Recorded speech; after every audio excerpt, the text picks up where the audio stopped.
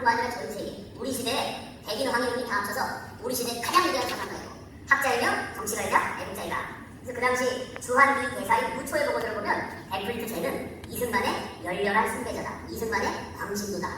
미국 대사가 볼 때 저놈은 미군 사령관으로 와서 미국을 위해서 싸운 게 아니라 이승만하고 딱 맞았다 라고 말하면 여러분 보세요. 이 문장이요.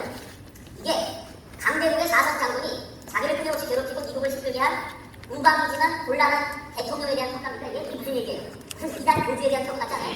우리 교주님은 문선영은 우리 시대 가장 위대한 사상가이고 학자이자 정치가이자 애국자이다. 이건 이단 신도가 교주를 칭송하는 말입니다. 이 정도로 벤플리트 장군이 이승만을 존경했다는 거죠. 벤플리트 장군을 생각하면 정말 가슴이 아파요. 벤플리트 장군이 6.25 끝난 다음에요. 한동안은 꽤 자주 해마다 한국에 왔어요. 그분이 한국에 와서 방문한 도시가 어딜까요? 제가 부산 와서 방문했는데 이런 필이 되면 당연히 부산 아니겠어요? 부산에 뭐가 있죠? 세계 하나밖에 없는 유엔군 묘지에 와서 전몰자들을 위한 예배를 드리고 돌아갔어요. 왜?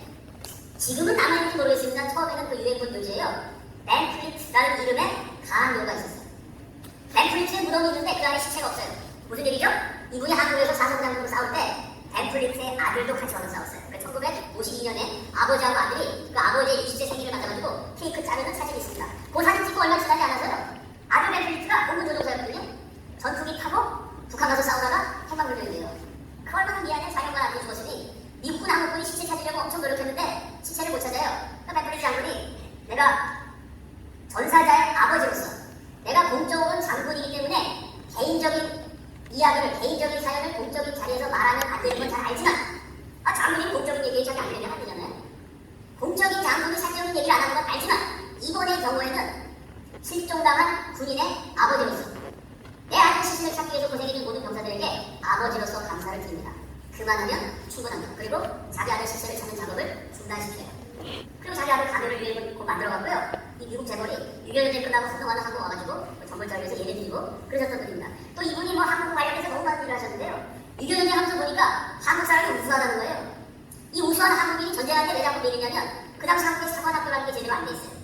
그러니까 육군 사관학교에서 제대로 훈련시켜서 싸울 줄 아는 장교를 길러내야 되는데 장교는 없고 그냥 일반 병사들이 총 들고 싸우니까 이길 수밖에 없습니다. 우수한 한국인들에게 사관학교를 세워줘야 된다. 이래갖고 이분이요. 사관학교 세워주는 예산이 없잖아요. 미국 대통령부터 시작해서 누구도 한국을 위해서 싸워주는 것만도 고마울 줄 알아야지 무슨 사관학교까지 세우니까 배은망덕한 미국의 뒤통수를 친 이승만한테 이건 뭐 누구도 찬성하지 않는 얘기거든요. 워싱턴 정치가들한테 얘기하면 정말 열받게 할 얘기인데요. 그 부상을 실현하기 위해서 미국 예산을 전용해요. 장군이. 개인적인 인맥을 동원해요. 이 벤플리트의 사위가 세계 최고의 교육기관 미국의 웨스트포인트 육군사관학교 교수였어요. 사위한테 전화해가지고 야 교재 좀 번역해서 보내라. 육사 교수가 미국 육사 교수가 그 교재를 한국말로 번역해서 한국에 보내서 육군사관학교를 세웁니다. 서울에 있는 육군사관학교 교정에 가면 지금도 벤플리트 장군 동상이 세워져 있어요. 그 밑에 뭐라고 써있냐면 한국 육군사관학교의 아버지 하나밖에 없는 그 아들 한국전쟁에 참전시켜서 잃어버리고 그러고도 한국을 위해서 육군사관학교를 세워주고 그것 때문에 나중에 미국 청문회에 불려가서 아주 비판을 받고 질타를 당하는 또 사실 전쟁하다 벤플리트 장군이 너무 한국 편을 많이 들어가지고 미국 지도자들이 저놈 한국 스파이 아니야? 결국 이분이 사성장군에서 물러나게 된 계기도 너무 한국을 많이 도와줬다는 게 중요한 이유가 되죠. 자, 어쨌든 클라크, 리치웨이, 벤플리트 그 당시 미국 최고의 영웅 별 4개짜리 장군들이 한결같이 이승만은 위대한 사람이다. 이승만 편을 들어요. 그래 아이젠하워가 아니 언론에서도 막 이승만 편 들죠. 거기다가 지휘관들도 이승만 제거하면 안 된다고 다 반대를 하죠. 치명적으로 정치계에서도 이승만을 지지하는 사람들이 있었어요. 그 다음 장면이요. 그 당시 미국에서 제일 센 사람이 이 사람이에요. 메카시 열풍이란 말 들어보셨죠? 메카시 열풍이라고 해서 미국 전역에 공산주의자를 소탕한 그래서 이 공산주의자들이 아주 제일 싫어하는 인물이 메카시, 조셉 메카시. 그리고 이분은 특이하게 우파 진영에서는 미국 역사상 가장 위대한 사모니였고 뭐 이분이 들어가요. 좌파 쪽에서 미국 역사상 최악의 사모니였고 보면 이분이 들어가요. 그러니까 양쪽에서 존경하는 사람 되게 존경하고 싫어하는 사람 되게 싫어하는 미국의 대표적인 방법수사한테 조셉 메카시 사모니언이요. 이승만이 방법으로 석방을 딱 하니까 그날 의회에서 경솔합니다. 이승만이 맞다. 이승만의 행동은 마땅히 칭송받아야 된다. 미국이 뭐하냐? 싸우려면 공산주의랑 끝까지 싸워야지. 비겁한 미국의 명예에 먹칠을 한 아이젠하워 대통령은 각성하라. 아니, 한국군이 미군을 공격해서 무려 미군이 27,389명을 빼돌렸는데요. 그 당시 미국의 정치적으로 가장 파워 있었던 상원 의원이 공식적인 연설에서 자기 나라 대통령 비판하고 이승만을 칭송을 했어요. 여러분, 이때 분위기가 대강 감이 잡히시죠? 언론도 이승만 편, 싸우는 최고 사령관들도 이승만 편, 힘 있는 유력 국회의원들도 이승만 편을 들었어요. 반대로 이승만의 인기는 미국에서 치솟고 아이젠하워 인기는 바닥이었겠죠. 가장 최근에 나온 아이젠하워 대통령 전기를 봤더니 한 600페이지짜리 책인데 그중에 이승만과 관련된 요 방공포로 석방 부분을 제가 첫술 읽어봤더니요. 정기 작가가 뭐라고 썼냐면 아이젠하워 정치 인생 최악의 위기였다. 왜냐하면 아이젠하워가 한국전쟁 끝낸다 이러고 대통령이었거든요. 근데 섣불리 한국전쟁 끝내려고 그러다가 한국의 공격을 받아서 포로를 27,389명을 뺏기고요. 미국이 겁쟁이라고 전 세계적인 조롱을 받고, 아까도 말씀드렸지만 세계 최강대국 미국을 공격해서 포로를 27명을 빼돌렸다 그랬고요. 전 세계 언론이 하루 종일 보도할 겁니다. 어마어마한 뉴스죠. 무려 27,389명을 뺏겼으니 전 세계 언론이 보도를 하니 미국 입장에서는 이런 망신이 없습니다. 그러니까 아이젠하워가 그런 상황에서 이승만을 제거했다가는 각하 다음번 선거에 출마도 못하십니다. 실제로 이때 아이젠하워의 정치 생명이 위기에 몰려요. 그러니까 이승만이라는 사람이 얼마나 천재인지 감이 잡히시죠? 세계 최강대국 대통령을 정계에서 은퇴시킬 정도의 이런 어마어마한 대사건을 벌인 겁니다. 그러니까 아이젠하워가 이승만을 제거하고 싶었지만 사방에서 반대하고 이승만을 제거했다가는 본인이 정치 생명이 위협되죠. 결국 이승만과 타협하는 이승만의 요구 조건을 들어주게 되죠. 그 다음 장면이요. 이것도 재밌는 겁니다. 이승만의 일생은 제가 이승만에 대해서 10년 동안 강의를 꽤 많이 했어요. 유튜브에서 그러니까 수도 없이 많은데요. 워낙 이분이 뭐 특이하신 분이라 물론 뭐 이분이 잘못하신 것도 많고요. 잘하신 것도 많고 그렇습니다만 요것도 참 역사에 희한한 거예요. 왜 그러냐면 세계 최강대국 미국 대통령이 하루 만에 말을 바꾼, 여러분 사람이 말을 하루 만에 뒤집는다는 게 이게 얼마나 창피한 일입니까? 그냥 그것도 대통령이, 그것도 미국의 대통령, 미국 대통령이 하루 만에 말을 바꾸고 아마 역사상 유일한 사례일 겁니다. 53년 6월 18일에 뭐라 했냐면 이승만의 일방적인 행동은 약속 파기다. 미국은 또 다른 적, 어나더 에너미를 만났다. 이승만은 미국의 에너미니까 제거한다는 말입니다. 그리고 그날 회의했어요. 야, 이승만을 납치할까? 죽일까? 어떡할까? 그 다음날 아이젠하워가 또 나와서 뭐라 했냐면 우리는 한국으로부터 절대 퇴장해서는 안 되며 공산주의자들이 한국을 차지하도록 결코 방치해서도 안 된다. 한마디로 깨갱한 거죠. 그 전날 제거한다 그랬는데 그 다음날은 이승만 얘기를 안 하고 이렇게 겉으로 부실하게 얘기했어요. 결국은 이승만이 욕을 한번 들어준 거죠. 주한미군 철수 안 한다는 얘기입니다. 아이젠하워는 이렇게 점잖게 말했는데 요날 미국 특사 로버트스는 한국에 파견돼서 한국에서 이렇게 말합니다. 미국은 이승만의 불굴의 의지를 끝까지 지원할 것이다.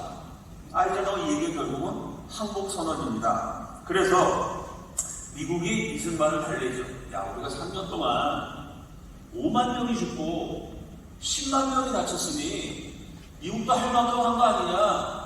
지금 미국 국민들도 전쟁하다가 지치고 경제도 곤두박질 치고 있는데 일단 휴전하자. 네가 원하는 거 다 들어주고 한국이 공사나 안 되도록 미국이 최대한 협조할 거니까 일단 휴전하고 전쟁을 끝내자. 이승만이 오케이. 미국이 휴전을 추진한다면 한국은 방해하지 않겠다. 이게 조건이에요.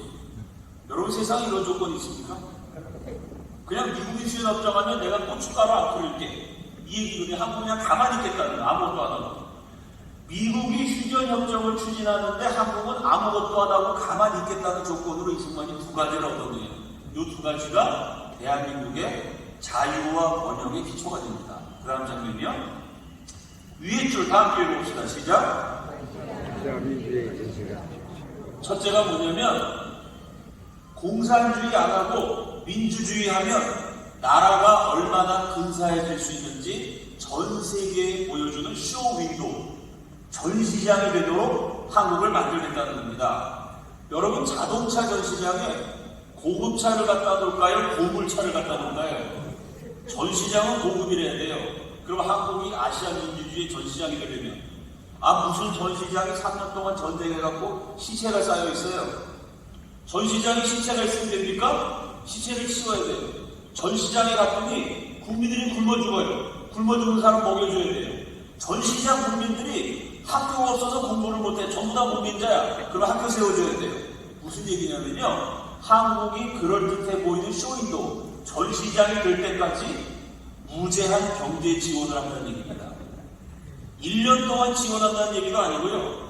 5년 동안 지원한다는 얘기도 아니고요. 언제까지? 그럴듯한 쇼윈도우가 될 때까지. 다시 말해서 한국이 잘 살게 될 때까지 미국은 계속해서 경제적으로 원조하고 지원한다. 엄청난 약속이에요. 이 약속을 딱 맺고 한미상호방위조약을 맺고 일시불로 미국이 한국한테 달러를 줘요. 그 달러가 8억 달러. 그 당시 대한민국 1년 수출액의 34배입니다. 1년 수출액의 34배를 일시불로 받았어요. 이승만 대통령 집권 11년 6개월 동안 미국이 한국에 구호물자를 쏟아붓습니다. 그 11년 동안 미국이 한국을 얼마나 도와줬냐면요.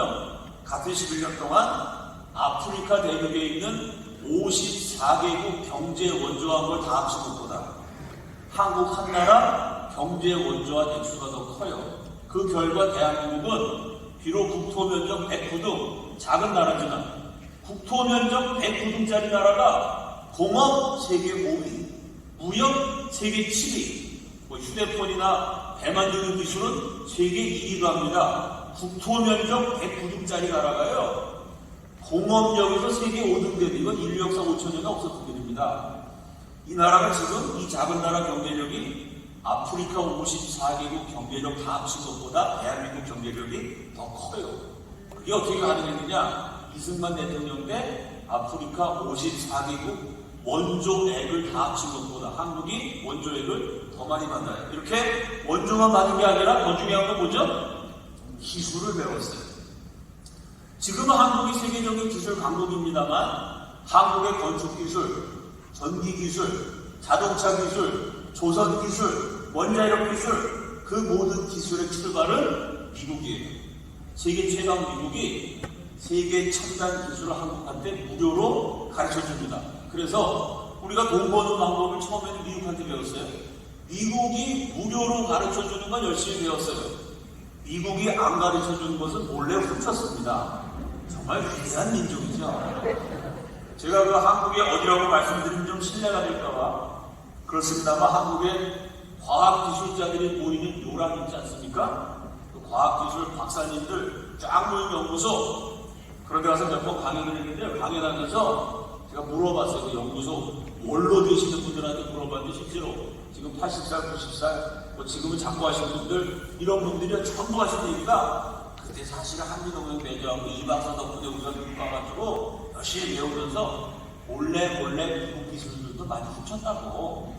그때는 이게 애국이라고 생각했다고. 연세 드신 분들한테 실제로 제가 그런 얘기를 여러 분야의 여러 석학들한테 들었습니다. 그걸 잘했다고 말할 수는 없지만 어쨌든 그렇게 해서 한국 경제가 어마어마하게 성장하는 한강의 기적이 가능했던 것도 사실입니다. 두 번째가 뭐냐면 in and around Korea. 한국과 그 주변에 미군을 주둔시킨다. 이 얘기예요. 원래 휴전선 끊고 미군 떠나려고 그러는데요.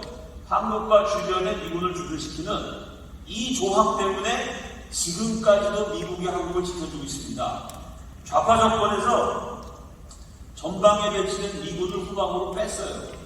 그 바람에 우리 안보가 좀 불안해져서 휴전선에 푸닥푸닥 무슨 지뢰가 터져갖고 우리 병사들 저 발목이 잘리기도 하고 불상사가 많이 일어납니다만 요때는 미군이 어디 주둔했냐면요. 휴전선의 24개 루트. 북한이 만약에 제2의 6.25 전쟁을 일으켜서 남한에 쳐들어온다면 남쪽에서 북쪽으로 갈 수 있는 길이 1%라도 침략 가능성 있는 루트가 24개가 있대요. 그 24개 루트를 길목을 한국군이 아니라 미군이 지켰습니다. 최전방에 미군을 배치시켰어요. 이거 왜 그랬을까요? 이걸 이제 어려운 말로 인계철선, 군사학적 용어로 그렇게 얘기하는 거. 쉽게 설명은 뭐냐면요. 미국 법에 해외에 주둔하는 미군이 공격을 받으면 대통령은 의회의 승인을 받지 않고 곧바로 전쟁을 선포할 수가 있어요. 그럼 북한이 쳐들어올 가능성 있는 24개 길목을 미군이 지킨다는 건 무슨 의미예요? 북한이 남쪽에다가 총을 쏘면 그 총알은 국군이 아니라 미군한테 날아가게 되어 있습니다. 그날부터 전쟁은 남한과 북한의 전쟁이 아니라 미국과 북한의 전쟁이 돼요. 감히 미국하고 싸워서 이길 나라가 없겠죠? 바로 그것 때문에 지금까지도 북한이 남침을 못하고 있는 거예요. 일본이 맨날 독도가 자기네 땅이라고 합니다. 사실 독도하고 이승만에 대해서도 뭐 할 얘기가 무지하게 많습니다. 독도를 대한민국 영토가 되게 하신 분이 이승만이죠. 지금은 독도가 분쟁 지역이지만 여러분 대한민국 정부가 딱 세워지고요. 이승만 대통령이 제일 먼저 취한 외교적 조치가 일본에 대한 조치였어요. 그게 뭐였을까요? 정부 수립을 딱 했어요. 대한민국 건국 1948년 8월 15일. 그 다음날 이승만이 외교적 성명서를 발표합니다. 그게 뭐였을까요?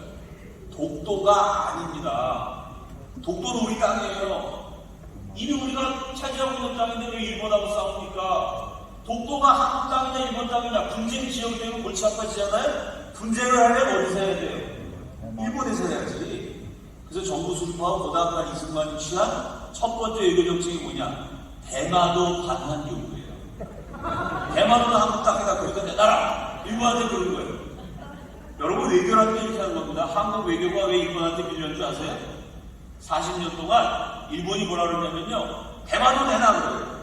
한국은 아니야 독도는 대마도가 아니라 독도 내놔 그래요. 한국이 독도는 우리 땅이야. 야 독도가 일본 땅이잖아. 아니야 우리 땅이야. 싸우다가 일본이 뭐라 그러냐. 오케이. 그럼 독도도 우리가 양보할 테니까 니네도 하나 양보해. 양보를 할 수 있어? 안 할 수 있어요? 외교라는 거 하나를 주면 하나를 받아야 돼요. 그래서 우리 한국 외교가 맨날 일본한테 당한게요. 독도 때문에. 독도가 우리 땅이라고 일본은 독도가 지네 땅이라고 일본이 공격도 세잖아요. 하버드 교수 딱 동원해가지고 자기네 땅이라고 거기다가 한국이 끝까지 자기 땅이라고 하면 알았어 양보해줄게 그 대신 다른 거 내놔. 그래서 우리가 수도 없이 뺏겼습니다. 이승만의 외교를 개선하지 못하니까 이런 바보짓을 한 거예요. 이승만은 어떻게 했느냐? 대마도 내놔 그런 거예요. 일본이 못 내놓겠는데? 야 고려시대 우리 땅이었어 내놔. 못 내놓겠는데? 알았어 그럼 나도 내놔. 분쟁을 할 거면 대마도 갖고 분쟁해야지 왜 독도 갖고 분쟁을 합니까? 신성한 우리 들어가지고. 이게 이승만의 천재성이에요. 얘기하다 들어졌는데 이번에 뭐 도쿄올림픽 하는데도 책자에 독도가 일본 땅이라 그래가지고 지금 국민들이 열받고 있지 않습니까? 이승만 대통령이 외교를 얼마나 잘했는지를 다시 한번 알 수 있는 겁니다. 얘기하기 전에 좀 더 얘기하자면 이승만 박사가 그 당시 국제법상이요. 바다는 공해라고 했어요. 공해. 공공할 때 공이죠. 모든 사람이 같이 쓰는 거거든요. 육지는 자기 나라 영토가 있지만 국경이 있지만 바다에 국경이 없었어요. 그러다가 나라마다 영해라는 걸 선포해요. 영토, 우리 땅에 있는 것처럼 영해, 우리나라 앞바다라는 얘기예요. 그 영해는 다른 나라가 못 들어오게 돼 있어요. 뭐 8해이냐, 10해이냐. 영해라는 개념이 막 생겨날 때 이승만이 이걸 차단한 거예요. 그때 일본이 배치되어 있기 때문에 일본이 미국을 공격하는 순간, 일본이 독도를 차지하려고 진격하는 순간 전쟁은 한국과 일본의 전쟁이 아니고요. 일본과 미국의 전쟁이 돼요. 그래서 일본이 말로만 독도가 자기 땅이라고 그러고 절대 쳐들어오지 못합니다. 이 두 가지 이해가 되셨죠? 첫 번째는 한국이 잘 살 때까지 지원해준다. 두 번째는 한국에 미군을 배치해서 한국을 지켜준다. 자, 이게 안보상으로 얼마나 엄청난 유익이 됐느냐. 그 다음 장면이요. 한국과 미국이 한미동맹을 맺은 게 1954년. 그 정확하게 60년 전에 1894년에 청일전쟁이 있었어요. 그 다음에 러일전쟁, 한일합방, 만주사변, 중일전쟁, 태평양전쟁, 한국전쟁 7건의 6건의 전쟁과 한 건의 나라가 멸망한 기록적인 사건 어디서 일어났죠? 한국에서 일어났습니다. 수십만, 수백만, 중일전쟁 때 중국 사람 민간인 피해자까지 합치면 1000만 명이 넘어요. 수십만, 수백만, 1000만이 넘는 사람이 죽는 대사건이 무려 7건 일어났습니다. 세계에서 가장 위험한 지역이 대한민국이었어요. 한반도는 60년 동안 이런 엄청난 전쟁을 겪었어요. 수십만, 수백만, 1000만 이상이 죽었던 비극의 땅이었습니다. 그런데 청해올사전 이후로 이 한반도에 100명 이상이 죽는 전투가 단 한 건도 일어나지 않았어요. 우리 역사 5000년에 한 번도 없었던 60년 넘는 장기간의 평화. 지난 60년 역사를 보면 한국은 전 세계에서 가장 안전한 나라가 됐습니다. 100명 이상 죽는 전투가 단 한 번도 없었습니다. 이게 왜 가능했죠? 이승만이 한미동맹을 맺어서 미국이 한국을 지켜주었기 때문에 가능한 거죠.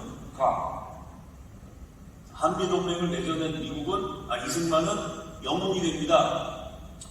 그 한미동맹 맺을 때요, 미국의 국무장관이 존 포스터 널레스. 지금도 미국 사람을 대상으로 역사상 가장 뛰어난 국무장관이 누구냐? 설문조사하면 3등 안에 드는 아주 뛰어난 인물인데 존 포스터 널레스는 이승만의 오랜 친구였어요.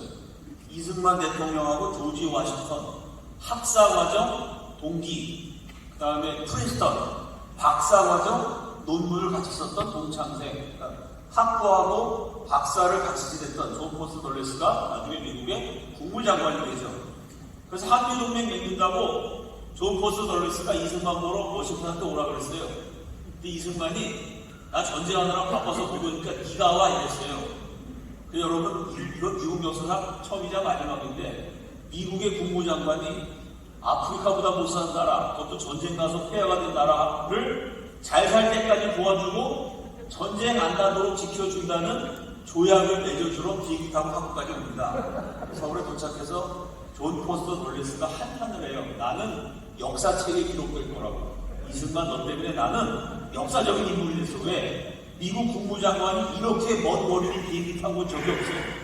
미국이 가만히 있으면 전 세계 지도자들이 알아서 오지. 그렇지 않습니까?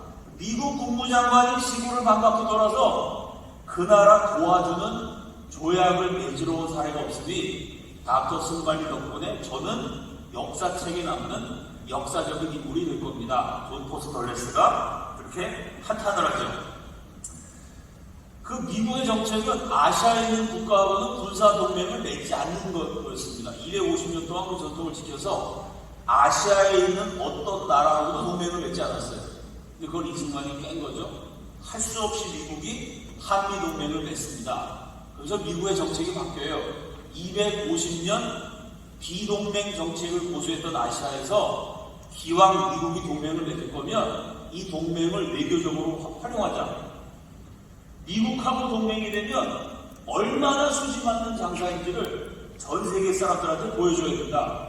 미국의 정책이 180도 바뀝니다. 이승만을 제거하려고 하다가 어쩔 수 없이 동맹을 맺는다면 미국의 체면이 있기 때문에 우리 동맹국을 얼마나 화끈하게 미국이 대접하는지 전 세계에 보여주자. 이승만을 아주 극진하게 대접하게 됩니다. 그 다음 장면이요. 그래서 이승만이 한미동맹 맺으러 미국에 갔을 때 뉴욕 브로드웨이, 세계에서 땅값이 제일 비싼 지역입니다. 이 브로드웨이가 한 바퀴 도는데 한 20분 걸리는데요. 저 브로드웨이에서 1년 동안 벌어들이는 수익이 아프리카의 관광 대국인 이집트 전 국민이 1년 동안 버는 돈 다 합친 것보다 더 많아요.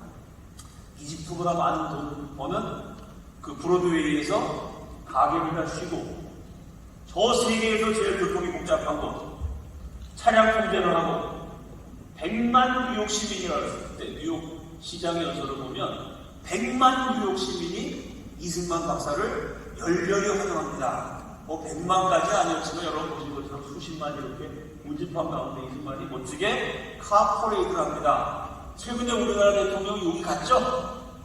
알고 계시죠? 그때 미국 사람 몇 명 나왔죠? 한 명도 안 나왔어요. 뭐 타고 갔죠? 승합차 타고 가서 승합차 타고 갔다 내려가지고 혼자 그냥 걸었습니다. 이승만 박사 보세요. 미국 의전 차량이 끝이 없잖아요. 쫙 이렇게 살아가는데 이승만 박사 딱 쓰고 수십만 명의 환영을 받으면서 카퍼레이드를 했습니다. 요 이승만 수준의 이런 카퍼레이드가 미국 역사에 4번 있었어요. 미국 사람 2번, 외국 사람 2번. 미국 사람 2명은 누구냐? 1차 대전 개선장군, 1차 세계대전의 영웅, 2차 세계대전의 영웅. 미국 대통령들은 요거 한 번도 못 해봤습니다. 전쟁을 끝낸, 세계대전을 끝낸 영웅이 귀환할 때 뉴욕에서 이렇게 해줬어요.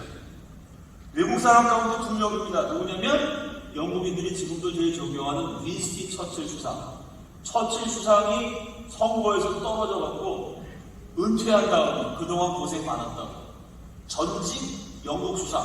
처칠이 뉴욕 방문했을 때 이렇게 했어요. 그 다음에 이승만. 근데 이승만은 이때 전직이 아니라 현직이었습니다. 그러니까 미국 역사상 동양인 가운데 최초고요.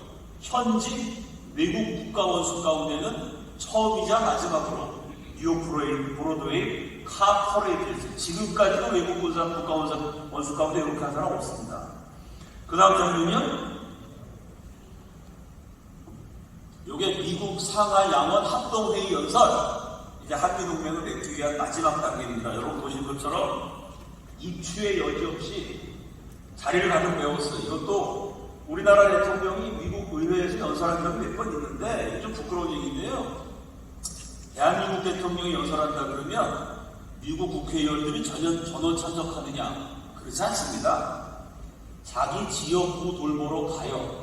일본 수상, 독일 수상이 연설할 때랑 대한민국 대통령이 연설할 때랑 아무래도 출석률에 차이가 있습니다. 부끄러운 얘기지만 우리나라에서 뭐 하냐면 이제 국회의원 보좌관들한테 보좌관이라는 좀 앉아 계시다. 왜냐하면 우리나라 언론이 방영하는데 우리나라 대통령이 연설할 때 자기처럼 이렇게 위장했던 적도 있습니다. 이승만 같은 연설을 보세요. 자리가 없어요. 실제로 이때 참석했던 사람들이 미국 상원, 하원 국회의원 다 왔고요.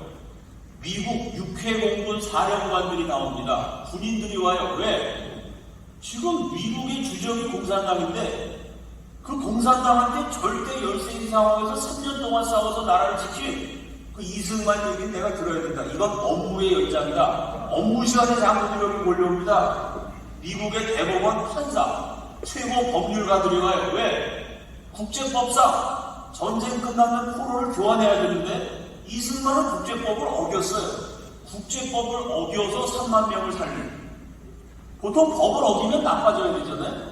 법을 어겨서 3만 명을 살리고 전 세계적인 칭송을 받은 이건 국제법상 연구 사례이기 때문에 이승만의 연설을 듣는 것은 업무의 연장이다. 역시 대법원 판사들이 업무 시간에 몰려옵니다. 또 하나 특이한 게 워싱턴에 와 있던 세계 각국의 외교관들이 다 몰려와요. 왜 그랬을까요?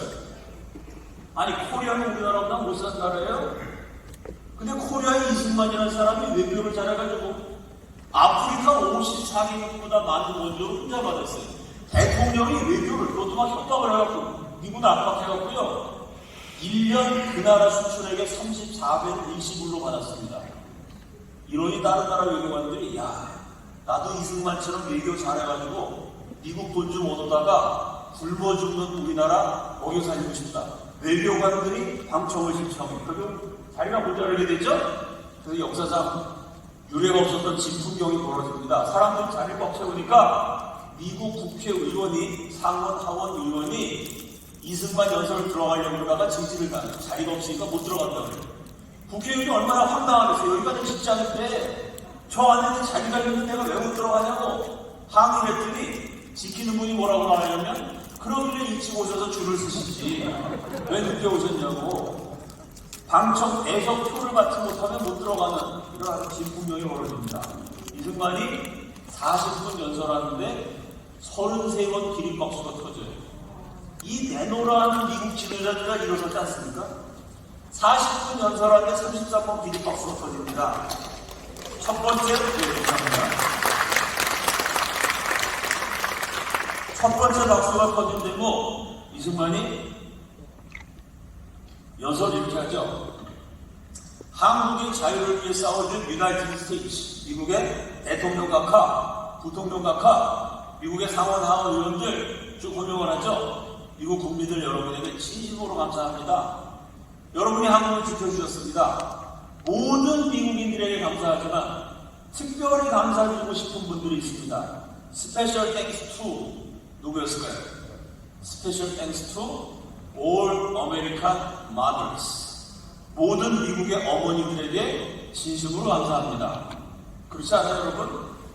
미국의 어머니들은 한국의 자유와 번영을 위해서 자신의 생명보다 소중한 아들들을 죽음의 전쟁터에 보내셨습니다. 맞잖아요, 여러분? 미국 젊은이가 5만 명이 죽었어요.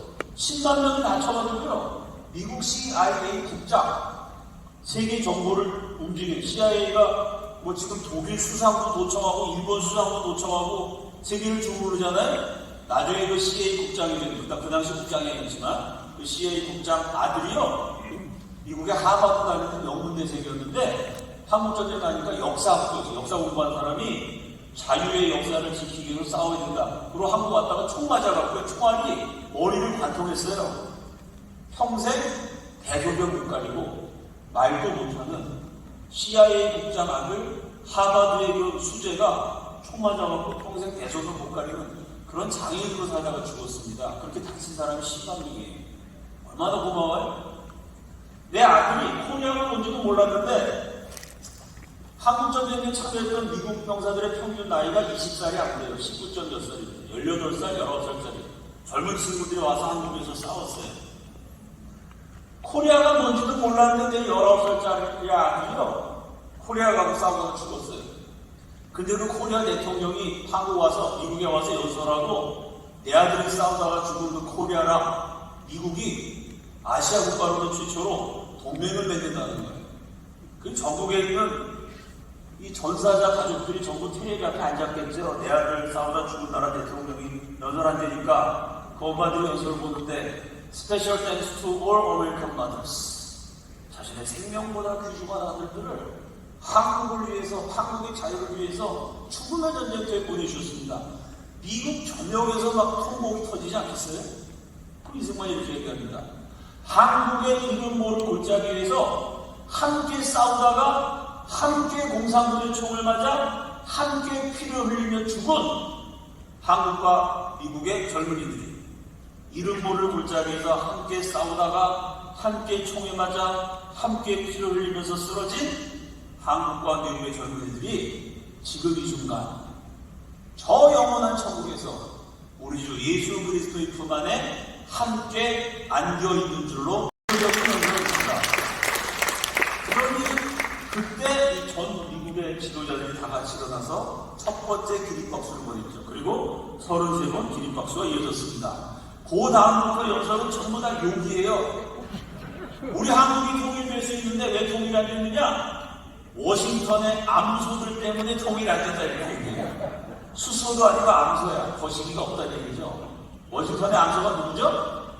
아이젠하워 대통령, 닉슨 부통령. 이 미국의 지도자들이 겁이 많아갖고 이 워싱턴의 비겁한 암소들 때문에 우리 한국이 통일을 못했다. 미국이 정 싸우기 싫으면 미국 싸우지 마라. 그 대신 우리한테 무기만 주면 된다. 미국 없이도 용맹한 한국인은 휴전선을 뚫고 전진해서 공산 제국을 물리치고 자유통일을 이루고야 말겠다. 그 다음 연설이 전부 다 미국을 욕한 내용이라 이승만 박사가 나중에는 내 일생일대의 후회였다 이렇게 얘기합니다.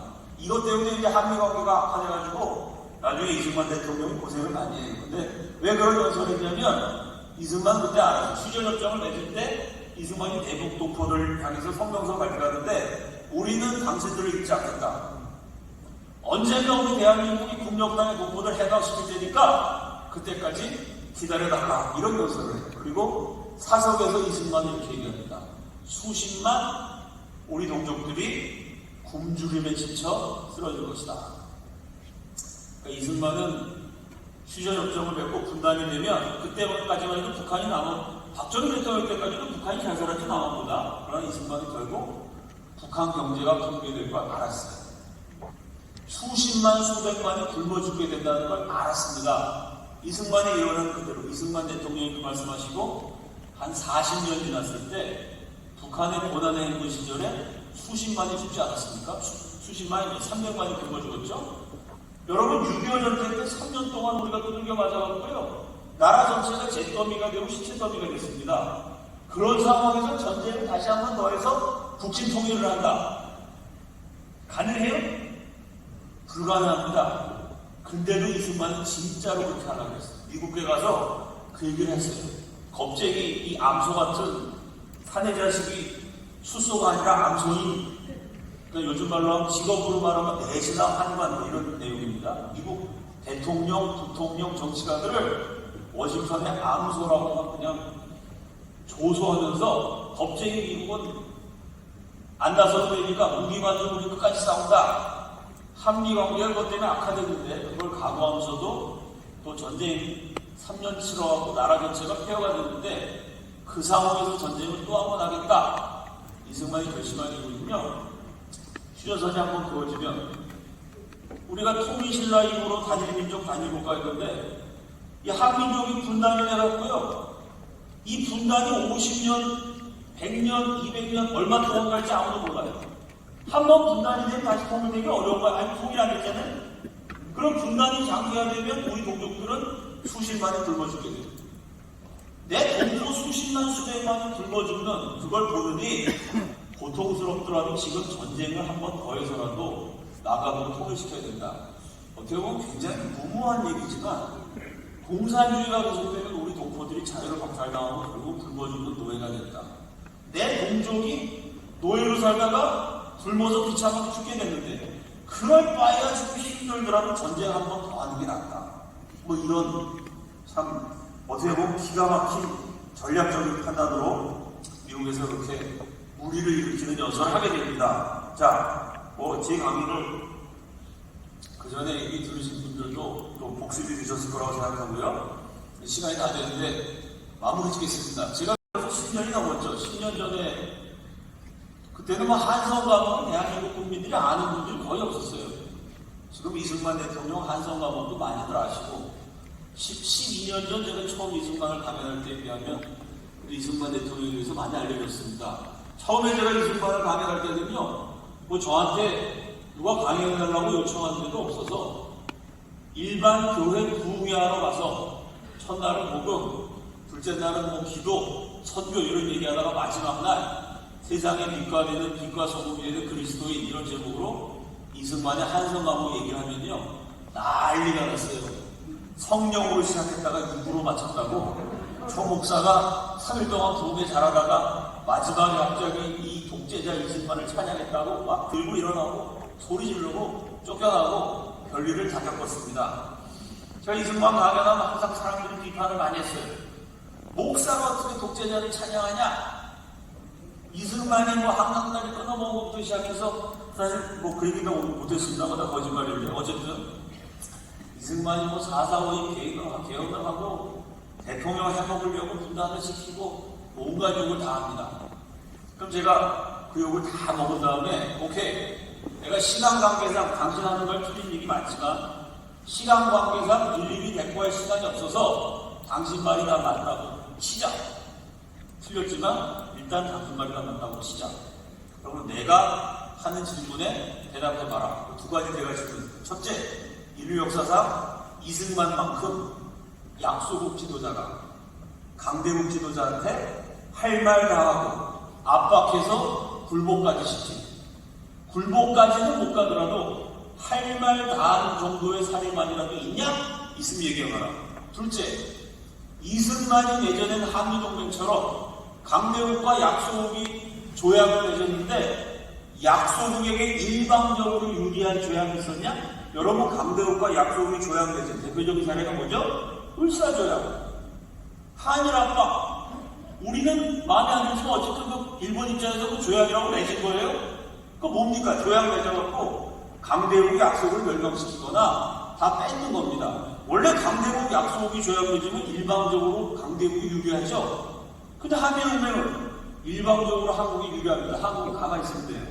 한국이 잘 살 때까지 미국은 도와줘야 되고 한국이 전쟁 안 나도록 지금까지 미국이 지켜주고 있습니다.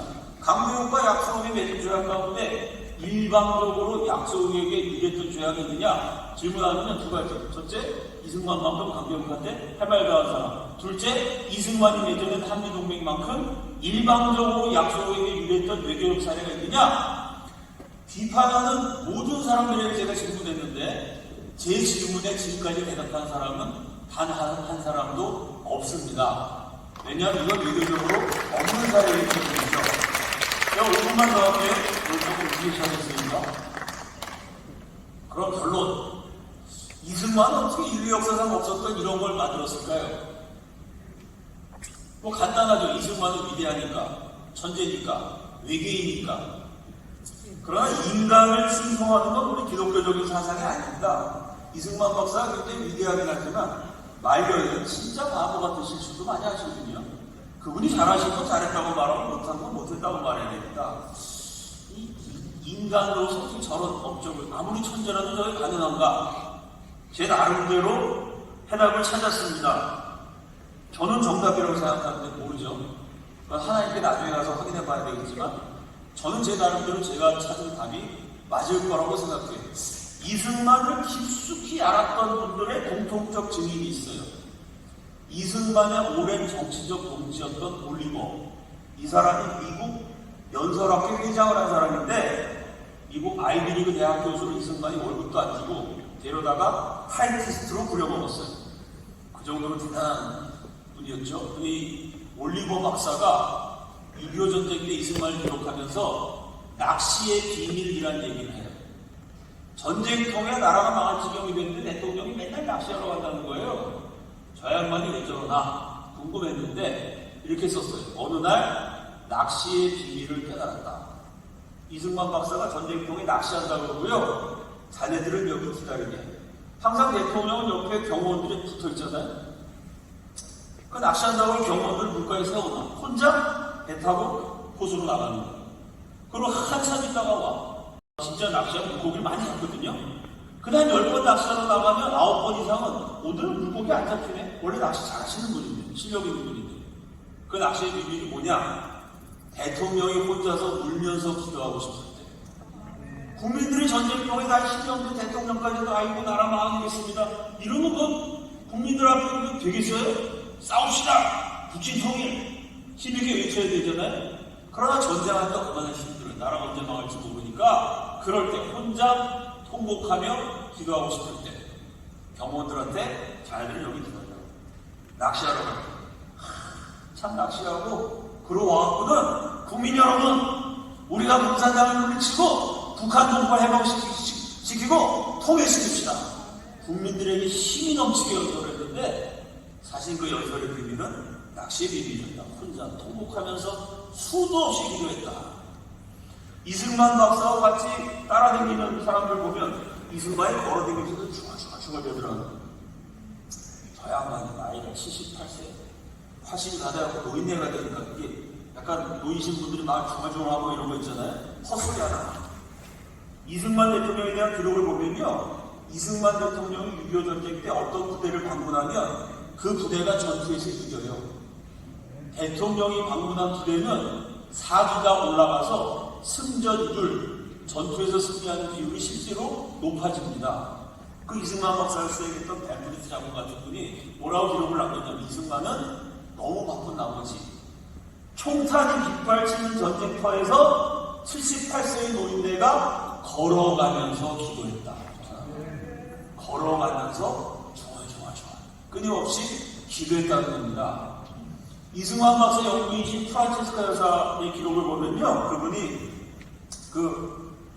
오스트리아 출신이죠. 그래서 오스트리아 독일이 같은 게르만이니까 독일의 유력 언론인 슈테겔지하고 인터뷰하고 있어요. 당신이 게르만 출신으로 코리아에 와서 퍼스트 레이디 첫 번째 영부인이 됐는데 소감이 어떠냐? 프란체스카에서 뭐라고 했냐면 나는 평생 우리 남편 얼굴이 아니라 등짝만 쳐다보고 살았습니다. 그게 무슨 소리냐면요. 여러분 나라를 뺏겼는데 그 뺏긴 나라를 되찾는다는 게 얼마나 어려워요. 그것도 외교로 되찾았어요. 말로 이승만이. 총으로 한 것도 아니야. 총이 없으니까. 말을 해서 뺏긴 나라를 되찾아요. 3천만 국민을 되찾아요. 이건 불가능한 일입니다. 이승만이 독립운동을 위해서 40년 동안 전 세계 안 간 데가 없어요. 가는 곳마다 박대를 당하고 식민지 출신이라고 조롱당하고 일본의 사냥감을 받고 하루 종일 조선 독립을 부르짖지만 안 됩니다. 얼마나 힘들었겠어요. 하루 일과를 마치고 돌아오면은 밤에 잠이 안 오는 거예요. 나라를 괜찮을 기약이 없으니까. 그럼 장자가 또 벌떡 일어나고 침대에 누워서 웅크리고 기도했다는 거예요. 나라를 괜찮게 해달라고. 그럼 부인이 지금 나라 때문에 남편이 막 통곡하면서 기도하는데 그렇게 기도 그만하고 잡시다. 이럴 수가 없잖아요. 내 남편의 얼굴이 아니라 기도하면서 통곡하면서 들썩이는 내 남편의 등판만 평생 바라보고 살았습니다. 독립운동도 어렵고요. 건국도 어렵고요. 6.25 전쟁하는 것도 어렵고요. 전후 복구하는 것도 어렵고요. 얼마나 힘듭니까? 이게 사람의 힘으로 되는 게 아니거든요. 평생 기도하는 내 남편. 왜? 사람의 힘으로 불가능한 거에 끊임없이 도전했기 때문에 사람의 힘으로 안 돼서 제발 하나님 살려달라고 부르짖어 기도하는 내 남편 등짝만 쳐다보고 살았습니다. 6.25와 이승만이라는 책이 있어요. 거기 보면은 전쟁 때 이승만 대통령이 기도했던 장면을 부인이 그대로 썼어요. 맨날 기도한 내용이 뭐냐면 살아계신 하나님, 이 미련한 늙은이에게 지혜를 주셔서 고통당하는 내 민족 살아날 길을 알려주옵소서. 이승만 평생 기도. 이승만이 미련한 사람입니다. 동양 최초의 프린스턴 대학교 국제법 박사였는데요. 그 세계적인 천재가 하나님 앞에 나가서 기도할 때는 이 미련한 늙은이에게, 이 어리석은 노인네, 본인 스스로를 가리켜서 이 미련한 늙은이 어리석은 노인네에게 제발 하나님의 지혜를 베풀어 주셔서 고통당하는 내 민족, 죽어가는 내 나라, 이 백성들 살아날 수 있는 길을 보여주옵소서. 저는 한미동맹이라는 것도 그렇고 이승만의 불가사의한 업적은 결국은 이게 아무리 따져봐도 사람이 할 수 있는 게 아니거든요. 예레미야서 33장 3절 말씀이 딱 들어갔습니다. 너는 내게 부르짖으라. 내가 내게 응답하겠고 내가 알지 못하는 크고 위시한 이 위대한 업적들은요, 크고 비밀한 일입니다. 5,000년 만에 처음 해놓으신 게 하나만 하거든요. 5,000년 동안 우리나라에 없었어요. 그걸 이승만이 짠 하나 한번 해냈습니다. 이거 비밀한 거예요. 5,000년 동안 우리가 몰랐던 거예요. 그리고 너무나 큰 일입니다. 이 크고 비밀한 일을 내게 보이리라. 언제요? 너는 내게 부르짖으라. 내가 내게 응답하겠고 네가 알지 못하는 5,000년 우리 역사 속에 우리 백성들이 알지 못했던 크고 비밀한 일을 내게 보이리라. 우리가 이승만 박사를 기억하는 것도 중요합니다만 더 중요한 것은 하나님을 움직였던, 감히 불경스럽지만 감히 인간이 하나님을 움직인다고 말하면 제가 목사로서 참 죄송하지만 그래도 과감하게 표현하자면 하늘 보좌를 움직였던 이승만의 기도.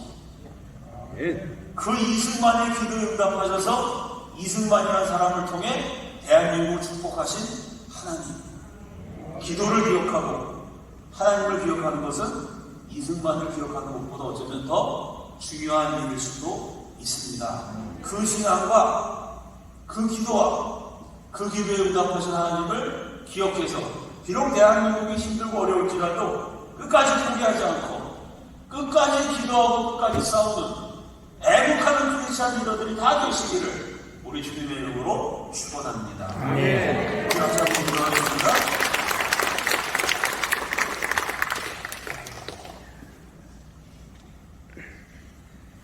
제가 여기 어르신들 많은데 이런 말씀 드리기가 좀 부끄럽습니다만은 이거 만 50살이 넘으니까 피곤해하고 요새 못하는데요. 그 전에 제가 49세 때까지만 해도 부산에 오면은 될 수 있으면 어느 교회에서 집회라든지 꼭 시간을 내서 유엔 묘지에 갔습니다. 세계 하나밖에 없는 유엔 묘지. 제가 제 발길이 항상 저절로 찾아갔던 곳이 몇 개의 무덤이 있어요. 몇 무덤인데 어떤 무덤이냐면요, 19살짜리 남자하고 82살 된 여자가 같이 묻혀 있어요.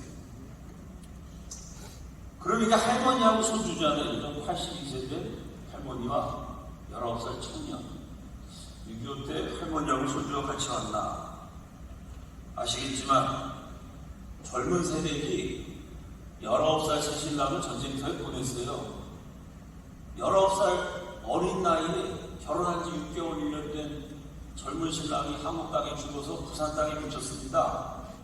홀로 남은 청상노아가 82살까지 살았어요.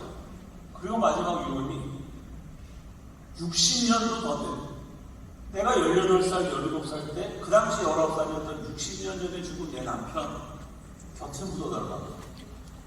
그래서 19살 신랑 옆에 82살 신부가 같이 붙어있는 그런 무더위 비단 위에 본 요지에 몇 기가 있습니다. 몇 기가. 가서 볼 때마다 오늘 대한민국이 누리고 있는 이 자유와 신앙이 얼마나 기가 막힌 희생을 통해서 얻어낸 것인가 다시 한번 생각하게 됩니다. 오늘 6.25 전쟁 이야기를 같이 나눴는데요. 이 나라를 살리신 우리의 국부, 그때 끝까지 싸우셨던 우리 할아버지 할머니들, 대한민국 국민들, 우리의 선조들, 19살 남편 곁에 82세가 돼서 묻히기를 유언으로 남기고 세상을 떠난 이 나라를 지켜준 전 세계 자유시민들, 우리가 기억해야 됩니다. 그렇게 지킨 나라를 절대 반성경적인 동성애 성주류와 LGBT 무슨 이상한 소리 하는 이 음란한 세력들, 공산주의자들, 주체사상파들, 요즘 또 새로이 맹류를 떨치고 있는 친중파들, 이런 내국적인 반기독교 세력에게 이렇게 귀중한 희생을 치르고 지켜낸 대한민국을 절대로 빼앗길 수 없습니다. 이 싸움은 너무나 심각하고 너무나 중요하기 때문에, 그리고 너무나 어렵기 때문에 우리는 기도하지 않을 수 없습니다. 우리 한 사람 한 사람이 내 기도로 대한민국을 지킨다, 이런 심정을 가지고 우리 시간 몸과 부르시지 않게 기도하기 원합니다. 살아계신 주님, 이 나라를 축복하시고 이 민족을 축복하시고 전 세계 예수 그리스도를 증거하는 제사장 나라로 예수님 다시 오신 날까지 쓰임받는 자유, 기독교 대한민국이 되도록 이 나라를 축복하여 주시옵소서. 이 싸움에 크리스찬 애국자들이 지혜롭게 승리하게 하여 주시옵소서. 주여 한번 해주시고 다 함께 통성으로 기도합니다. 주여! 하나님 아버지, 하나님 주님 감사합니다. 하나님 나라를 나라와 민족을 위하여 기도합니다. 우리 하나님께서 기가 막힌 역사로 기적을 베풀어 주셔서 이 나라를 지켜주셨는 줄로 믿습니다. 일찍이 어느 나라에도 베풀지 않은 채 너무나 은혜가 축복을 쏟아부어 주셔서 당당히 기적을 이루게 된 줄로 믿습니다. 우리 할아버지 할머니들의 기도에 응답하셔서 전 세계 예수 그리스도를 증거하는 선교의 내용으로 대한민국을 놀랍게 사용하시고 축복하셨는 줄로 믿습니다. 우리의 그 역사를 생각하면서 이 시간을 하셨는 기도합니다. 위기에 처한 나라를 하나님 아버지 기억하여 주시옵소서. 이 나라의 국부와 이 나라의 수도들과 우리 할아버지 할머니들 조상들의 통곡하는 가르치는 기도를 우리 하나님께서 지금도 기억하여 주시고 계속해서 응답하여 주시옵소서. 이 시간 몸도와 부르짖어 전심을 하는 기도하오니 대한민국을 기억하여 주시옵소서. 이 땅의 만백성을 기억하여 주시옵소서. 이 나라의 모든 교회들을 기억하여 주시옵소서. 이 땅의 국민들을 기억하여 주시옵소서. 거룩한 대한민국으로 지켜지게 하여 주시옵소서. 공산화를 막아내는 대한민국으로 세워지게 하여 주시옵소서. 하나님 아버지, 이 땅의 백성들이 깨어나게 하여 주시옵소서.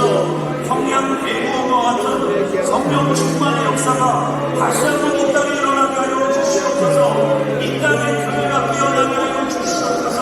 이 나라의 그리스도인들이 각성하고 자각하여 하나님께 돌아와 나라와 민족을 위하여 부르짖게 하여 주시옵소서.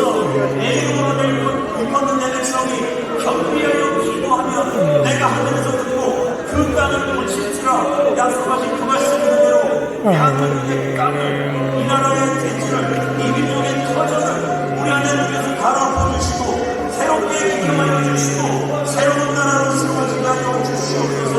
우리 하나님께서 다시 한번 회복하여 주시고 이 나라의 건국 기념을 따라서 하나님을 경배하며 성령의 지혜를 받는 민족이 될 수 있도록 주님이 역사를 주시옵소서. 저 공산지하에서 주체사상 90분을 모여 반세기가 넘도록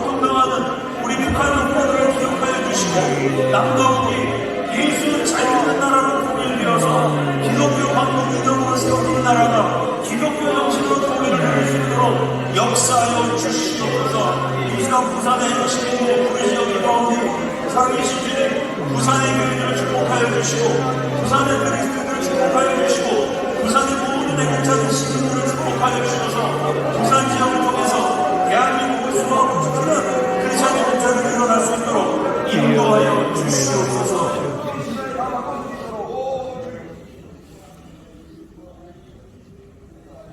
이 나라 5천년 고난의 역사 속에 만백성을 사랑하시고 보호하셔서 일찍이 예수 그리스도를 알게 하시고 전국의 교회가 세워지게 하시고 이 나라 국민들이 예수 믿어 구원 얻을 수 있는 놀라운 축복과 은혜를 주신 역사의 주인이신 하나님께 경배합니다. 구원의 은혜를 주신 것만 너무나 감사한데 우리 하나님께서 한국을 사랑하셔서 한강의 기적을 주시고 굶주린 백성들 배부르게 하시며 부강한 나라로 성장할 수 있도록 축복하심을 또한 기억하고 감사합니다. 6.25 전쟁에서 나라 전체가 잿더미가 되고 식채더미가 되었지만 그러나 포기하지 않고 부르짖었던 우리의 국부이자 건국 대통령의 기도를 들으시고 끝까지 싸우셨던 우리 할아버지 할머니들의 그 애국 충정과 그 중심을 헤아리셔서 하나님이 공산화를 막아주시고 대한민국을 지금까지 지켜주셨음을 또한 기억합니다. 그 신앙과 그 정신을 우리 모두가 이어받게 하여 주시옵소서. 포기하지 않는 불굴의 민족혼과 끝까지 기도하는 6.25 전쟁에 한국 그리스도인들의 기도의 정신을 그 신앙의 투지를 우리 모두가 다시 한번 우리 인생 속에서 재현하게 하여 주시옵소서. 위기에 처한 나라지만 이 나라를 이제까지 지켜주셨던 그 하나님을 믿는 믿음으로 이 나라를 지키기 위해서 피를 흘리고 헌신하고 투쟁했던 우리의 선조들, 우리의 지도자들, UN 16개국에 참 너무나 고마운 세계 시민들, 연비하신 이름으로 기도드립니다.